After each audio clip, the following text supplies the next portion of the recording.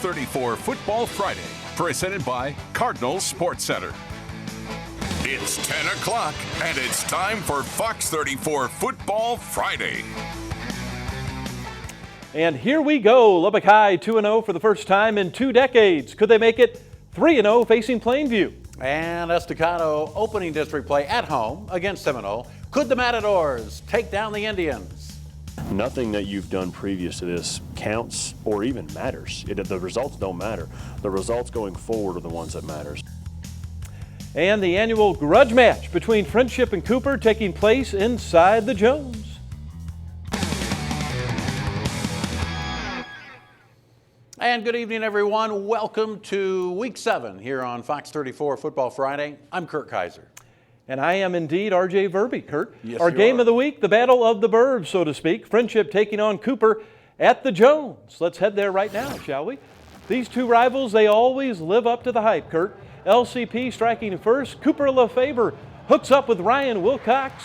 Wow, that was a great catch right there. Beautiful. Corner of the end zone, capping a 5-play, 75-yard drive. 7-0 Pirates, up 14-0 now, early second. New quarterback Holt Gibson drops a dime for the big Pirate first down. Sky Cobb would connect from 34 yards out. 17-0 Cooper. 5 minutes left to go in the first half. Tigers finally get on the board. Chad Ferries, 42 yards out. He's in there, 17-7. Tigers within 10. Friendship looking for more, but the pass is picked off by Garrison Smitherman. And that would set up another 3-point boot off the foot of Mr. Cobb. From 31 yards out, it's good. The Tigers face a rather long bus ride back to Wolfforth. I kid, 13 minutes. Sweet revenge for the Buccos. They win the final 20-14. And Estacado opening district play at home, taking on Seminole tonight. Let's head to the start of the third quarter where it's quarterback Rivers Powers. He slings it into the end zone, finding Casey Andrews. It was the Indians up at that time, 35-21. Matadors would respond. Jalen Dobbins hands it off to the big boy, J. Cameron Thomas. He would barrel his way past the goal line for the score. It was 35-28. Indians aren't giving up. Powers making people miss. He finds Elijah Beard to extend their lead. Last check, all tied, 42-42. Oh, wow. Just under 4 minutes left to play. Estacado must have just scored. Last night at Lowry Field, Mr. Texas Football Player of the Week, that would be quarterback Sawyer Robertson. And here come the Mustangs taking on Odessa, not wasting any time. First drive of the game. Robertson scrambles, says why not? Using his legs, he's in there. Coronado on top, 7-0 early. Their defense has been solid all year as well. Broncos with the ball, first pass attempt. Intercepted right there by Jevion McCutcheon, which led to another Coronado touchdown. Robertson drops back and finds Corey Ferreira. Wide open, these two making it look easy every week. The pitch and catch and the score. Next, Mustangs possession. Deep ball to Eli Martinez, and he is gone all the way for the score. Seth Parr has gone 49-0, posting its second shutout in a row. They are now 3-0. And 2-0 Lubbock High taking on Plainview. The fans needing their temperatures checked before they can enter the dog pound. Trickeration on the first play from scrimmage. Cooper Blankenship decides he wants to throw it instead of run it. Xavier Vasquez with the catch. The Dogs lead it 7-0. Westerners say, oh yeah, now this is their very first play from scrimmage. Brandon Smith connects with Noe Tijarina. He races to the happy place. The game is tied. Now, normally Rob doesn't appreciate the scoreboard shot, but Rob Verby, this score is 30 seconds into the game. There it is. Yeah, they're tied that early. Yeah, shout out to the Julio. black and gold. Yeah. Scoops up the rock. Smith finds Darren Mendez. Was he in or not? Oh no, FOX34 Let's check out the instant replay. Yeah, indeed he was. He's in. 14-7 Lubbock High. Let's cut to the concession stand. Reggie's in line to get some food. The Plainview FFA, this week's unofficial concession champ. This one, a back and forth classic. Last check, the Dogs lead it. 47-37 in the fourth. Reggie, huh? Reggie was there. Yes, I saw him. Okay. Over at Jimmy Redmond Memorial Stadium, that is, post-hosting Sundown Roughnecks with the ball, opening drive. Check out E.J. Hernandez. Big run coming right at you, but they would turn the ball over. A couple plays later, the ball picked off now by Avery Clarkson, and he's got plenty of green ahead. Kurt, we call this what? A pick six. A pick six. That's Bold it. Gold up 7-0. Sundown now with the ball, driving again, but Kurt Kaiser, we've got a fumble. Ooh, that hurt my ear. Good Lord. too. Okay, Post has it. And that's allowed. Yeah, that would set up this. Sladen Pittman, the quarterback keeper, he gets in. Bold Gold continues its campaign to return to Jerry World, winning this one easily, 51-6. And then over at Nolan Stadium, it's New Deal with the patriotic run onto the field. God bless America. We love the red, white, and blue. Lions get going early. Harley Patterson, he finds Colby Henderson, and he will do the rest. 7-0 New Deal. Early second quarter right now. It's Harley Patterson with the perfect deep ball dun, dun, dun, to dun. Kyler Reed. I love the band. The Lions are starting to feel it. It was 14-0 New Deal. Lions with the ball again. Patterson, the flip to Colby Henderson. This kid can motor. Watch him. He takes the hit. He crosses the plane. The refs say it's all good. 21-0 Lions. The pride roars. 45-0 over Hale Center. And if I had time, I would have done Fox 34 super slow-mo like Andrew would. Oh, that would have been nice. But I think he crossed the plane. I think he did. Coming up later on Fox 34 Football Friday, we preview the Red Raiders matchup in Ames. And our high school football analyst, Garrett Love, breaks down the battle at the Jones. Plus, Monterey looking for their first win of the season. Did the Mustangs get the job done against Midland? They did. First and most comprehensive. This is Fox 34 Football Friday. Back to Fox 34 Football Friday. Well, after falling flat in its season opener against Wiley, Monterey with a bounce-back game last night. Yeah, Kurt, Coach Hutch and the Plainsmen hitting the road for the first time, taking on the Dogs, DAWGS from Midland. Let's head to Grande Communications Stadium. Both teams looking for their first dub of the season. First drive for Monterey, Ja'Cory Maureen. From 12 yards out, the big tight end is in. Plainsmen on top early. Then the big fella, another big fella, Kurt. Trenton White, a lot of them. Impressive run right here. He'll cut outside and then bully his way into the end zone. It's not online bullying, so it's okay. That made it 14-0 into the first. Kyson Harris took matters into his own hands, joining the touchdown party. He's going to turn on the Jets, 30-yard score. Monterey, put one in the win column, will you? 56-28, the final. Big win for the Plainsmen. No doubt about it. We head out to Antelope Stadium where they welcome the Owls of Reagan County, the same school with ties to Red Raider legend Graham Harrell and actor Dennis Quaid. Don't believe us? Just Google it. Down 13-0, Jacob Gallegos and Elijah Gonzalez looking to become household names like those two that we mentioned. On third and long, it keeps the drive going. However, the Antelopes exhibit shades of the A&M Wrecking Crew, stopping Bo Jackson on New Year's Day back in 1986. Maroon Platoon fan base fired up. I don't think they were fired up. Let's not. So sure. Yeah, I think they were taking a nap. I think so. After the ball goes back to RCO on a safety, Gallegos throws into double coverage. Anthony White says, "Not in my house." No, sir. Here's some Antelope play action. Jess Hole to Jake Ravilla. Ravilla comes by our video journalist. Big lead for AHS. The Lopes win 38-16. That was pretty close. Slayton hosting Denver City. Late second quarter action right now. The home team is down 21-7. That's Aiden Ramirez. He makes it rip. And Matt Vigil wide open for the score. Tigers within 7 at 21-14. Tigers get the ball back.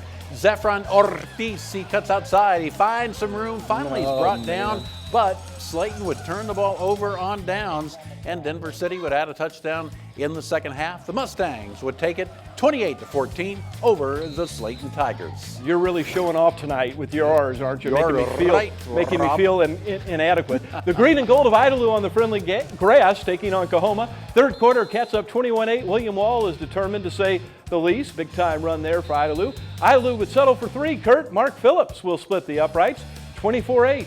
Cats defense adding to the green and gold party. Jose Marmaleo with the quick I put that on my six. toast. Yeah. What about Lady Marmalade? Yeah, that's right. Lady Marmalade. Anyway, what's the final? Idalou wins 68-22. And Roosevelt flying down to Stanton for district play. First quarter action. Roosevelt picks off Tyler Benedict. Trace Weller with the grab that possession. As this is Jonathan Rivero runs it down for a first down within the 5. And this one, a big gainer on the ground. Eagle Mania alive and well. Roosevelt goes on to win it. 28-18 was the final. All righty, time to bring in the one and only Garrett Luft. He is our high school football guru. He certainly is. Garrett, give us your thoughts on the Cooper Friendship match out at the Jones tonight. You know, it's kind of surprising to me because when you see how the game begins, it's a 17-0 lead early in the second quarter for Cooper, and it really looked like it was going to get ugly. You know, Cooper hadn't had much offense all season. Friendship's defense has been pretty bad. It looked like Cooper had figured things out before Friendship, but they only get another field goal the rest of the way. Friendship scratches a touchdown in the first half, and then they make a quarterback change. I'm not sure if that was more injury-related or if it was just straight up a decision, but Corbin Gandy comes in for Chad Ferris and does lead and engineer a touchdown drive that brings them within a score, but Friendship wasn't able to muster more than that. And so ultimately, I don't know what to still take away from both of these teams, but it was a ball game that went down to the wire and certainly worth your buck if you went out there to Jones Stadium tonight. Yeah, I was trying to find out who that quarterback was, Garrett. Who was the guy Cooper brought in?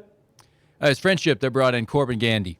So Friendship did. Yes. Okay, I thought Cooper had made a change at quarterback for a second as well. Well, and there was a bunch of weird things going on tonight out there. I think Holt Gibson. Yeah, Holt Gibson came in and played quarterback as well for Cooper, they did not move the football with him at all. And Friendship got some stops when they had to. They just could not convert them in the second half into points. But everybody ended up running out somebody else different before it was all said and done. William Bayouth, I was impressed watching him tonight for Friendship. The numbers weren't just outstanding, but still he had some hard carries that I thought were impressive. He's a guy that continues to be pretty interesting. Cooper doesn't seem to have on its side of offense a lot of names and playmakers yet to emerge to replace all the firepower they had a year ago, and I'm sure they're going to figure that out. But now they're the number 9 team in the state after their last loss there to Coronado. I don't know if they really qualify there, and I think it'll be interesting as we get into district play to see how these guys kind of level out, because I don't know that either's just jumping off the page at me tonight. How impressive was Monterey's win last night, Garrett? I mean, they really struggled in week 1, but put up a lot of points last night at Midland. Yeah, the 56-28 at the end doesn't look quite as impressive, but that was a 42-0 game midway through the second quarter, and Monterey didn't give up a first down at all until about 4 minutes left in the first half. And I think that's what's really going to be key for this Monterey team. Offense last night, they took Tyron Bradley from defensive end and moved him to play some quarterback. He certainly helped them. Big number 1 there for the Plainsmen. They moved the previous backup quarterback and Blake Porter to a wide receiver spot. He had some big catches. They did a lot of things in 1 week at a time and made some adjustments, but really I think it's the defense of them that stands out. And boy, that's the same for Coronado and what they've been doing. That 42-0 shutout last night. Coach Efren Ramos's defense is the best that Coach Parr's had at Coronado, and they are extremely impressive. 2 straight shutouts in a row over Cooper and then over Odessa High last night. Those guys are for real, and who would have thought that we'd be talking about them instead of Sawyer Robertson in the offense all the time? Absolutely. All right. Thanks so much, Garrett. We'll check with you a little bit later on, and he is absolutely the best. Coming up next on Football Friday.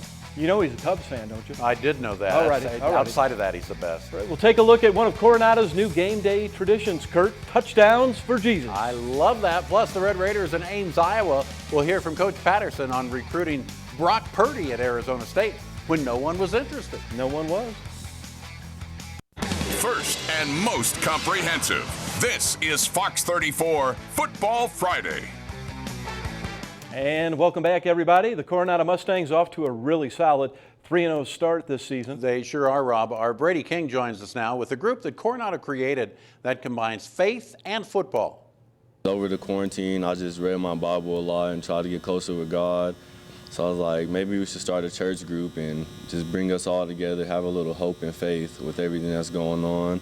Senior cornerback Amari Jones pitched the idea to his coaches, and together they came up with Touchdowns for Jesus. Combination of football and Jesus Christ. I mean, relationships and everything are just getting built, and I don't think there's a better combination you can get than that right there. The group meets on game day before school with a new theme and donuts each week. First day doing this, we talked about our roadmap, like having your roadmap in the Bible and where you go. The second week was your relationship with God, like how you connect with Him and all that. And today was just about asking for forgiveness. It's just great on game days because, while we're going out there, we have God in our corner, and I believe it's been a big part of our success in these 2 weeks. It's only been a couple weeks, but Robinson says Touchdowns for Jesus is already teaching the team life lessons. I mean, discipline's very important. In your relationship with Christ and in life, and obviously in football. Learning how to talk in front of people is incredible, and then also, learning how to get out of your comfort zone, maybe telling your testimony or whatever you have going on right there. Robinson is passionate about preparing his athletes for not just football, but life after it. I went to those things when I was growing up like this, but wasn't always carrying out the message. And now I think I've learned a lot from those things, and now I'm, it's gotten to me, and I'm starting to live a better life, as I've gotten older and learn from my mistakes. So my goal is all the mistakes I made at that young age is to get these kids to make lessons. This is some of our last years in high school, so you got to realize that some football can end, whether we're going to play football in college or not. So you always got to remember that once football ends, just on to the real world. And in the real world, sometimes all you have is God. The Mustangs are committed to making faith the foundation of their football program for years to come. Brady King, Fox 34 Football Friday. Yeah, I tell you what, Brady got up early, was out there at 7 a.m. yesterday, was here late last night, and I know she's not doing labor work, but that was a good story, Kurt. It was fantastic. You know what? There's so many things going on in our world today, and I don't want to wax poetic too much on a Friday night here, but that was good to see. Absolutely. We need more things like that where you combine the faith and the football. I love the whole thing, Rob. Yeah, good for them. I did too. All righty, still ahead, we shift gears and talk college football. Up next, Tech DC Keith Patterson on recruiting Brock Purdy while he was at Arizona State. Now, back to Fox 34 Football Friday. All right, welcome back to Fox 34 Football Friday. After laying an egg at home in week one, losing to Louisiana Lafayette 31-14, Iowa State bouncing back with vengeance. The Clones beating TCU in Fort Worth, and then last week, for the first time since 1960, knocking off Oklahoma at home. Yeah, ISU now ranked 24th in the nation, boasting a very good quarterback in Brock Purdy, along with a Cadillac running back in Breece Hall and a couple of talented tight ends. Here's the Tech DC on recruiting Mr. Purdy while he was at Arizona State. His high school coach just kept telling me, this guy is a player. And I said, yeah, he is a player, but he's 5'10", and I took him to the table, and they said, hey, you can offer him a chance to walk on. And at that time, he had no offers, none. And I think it went all the way into January. And then I think somebody like Alabama offered him. It was something unbelievable. And then all of a sudden, everybody starts offering him, and I'm sitting here trying to get him to come to Arizona State. Established Breece Hall. Game time Saturday, 2:30 from Ames. Red Raiders are 12.5-point underdogs at last check.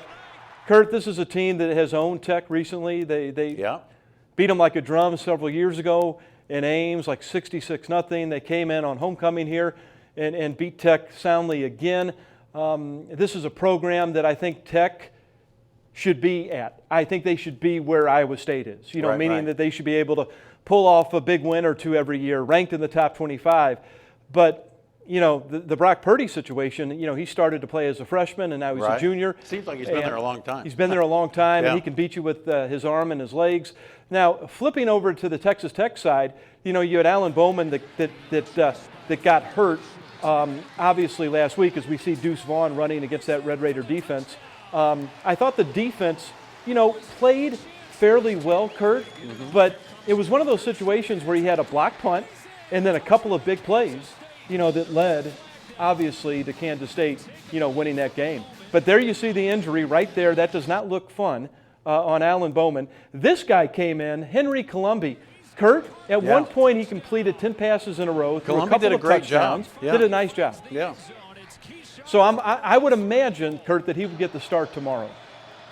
Well, and it'll be interesting to see how he does, Rob, with that game behind him, to see how that will help him as he gets ready for his first real start, if that's the case. Well, yeah, he played behind Jordan Love at Utah State. Yeah. And a really good high school quarterback. He's familiar with the system that David Yost runs and Coach Wells. There's a bullet right there to a young receiver by the name of Miles Price. Kurt, the Red Raiders have some talent on offense. You saw earlier Xavier White, the Monterey kid who was switched from receiver to running back, had a really nice game last week. So Red Raiders are a 12.5-point underdog.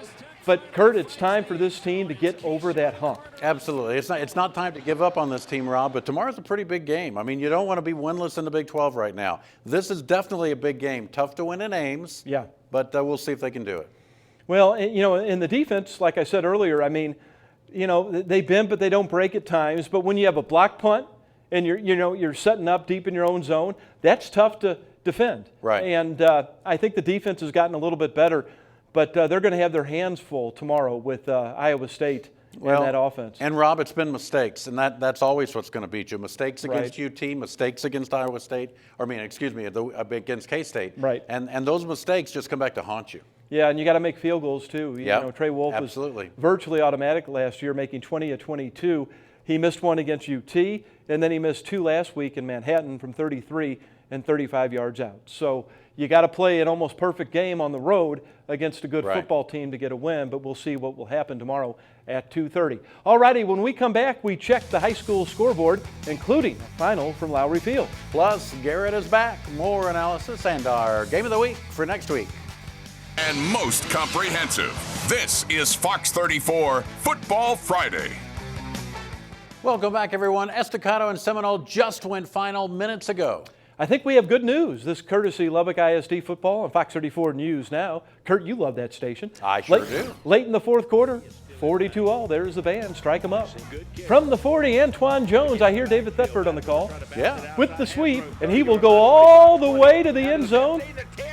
Oh, yeah. That makes it 49-42. With 2 minutes left to go in the game, Seminole. Well, they're eventually going to drop the kickoff, so they start at their own 5. River Powers goes deep, but he gets picked off by Anthony Hawkins. And they run out the clock. David Thetford is happy, Kurt. You can hear him. Estacado takes it the final 49-42. Great win there for the Matadors. That's good to see, isn't it? It sure is. A great call, David Thetford. No doubt about it. Yeah. Oh, all righty. Some games we didn't have earlier on in the show. Whitehero falls to Anton. A big 45 for the Bulldogs, 67-22. The Lobos from Levelland drop Borger 27-14. Brownfield Cubs eke out a win over Kermit, 1-point win over the Yellow Jackets, 13-12. A-Money is all smiles. The Wildcats from Littlefield take down the Wildcats from River Road, 22-9.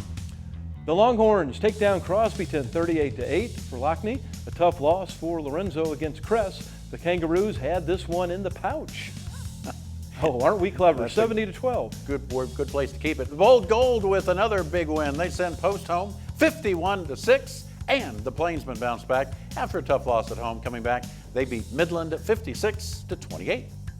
And the Mustangs outbuck the Broncos. Coronado gets the dub 49-zip. Up north, it's a slugfest as Plainview tops Lubbock High 47-37. And that was a back and forth from the beginning, so the Lubbock High Westerners lose for the first time this year. All righty, Garrett Luft is back in the Double T 97.3 studio. Garrett, there's so many things to touch on tonight. Lubbock High, though, a 10-point loss, they still have an impressive start, don't they, at 2-1? Yes, that's a heartbreaker, though. You were up 24-7 in that game. Oh, They wow. actually retook the lead early in the fourth quarter and actually forced a 3-and-out. But 2 straight bad snaps end up and then fumbling the ball in their own end zone. It's recovered by Plainview for a touchdown. They throw a pick on the very next series and give up another touchdown, and everything just fell apart for them.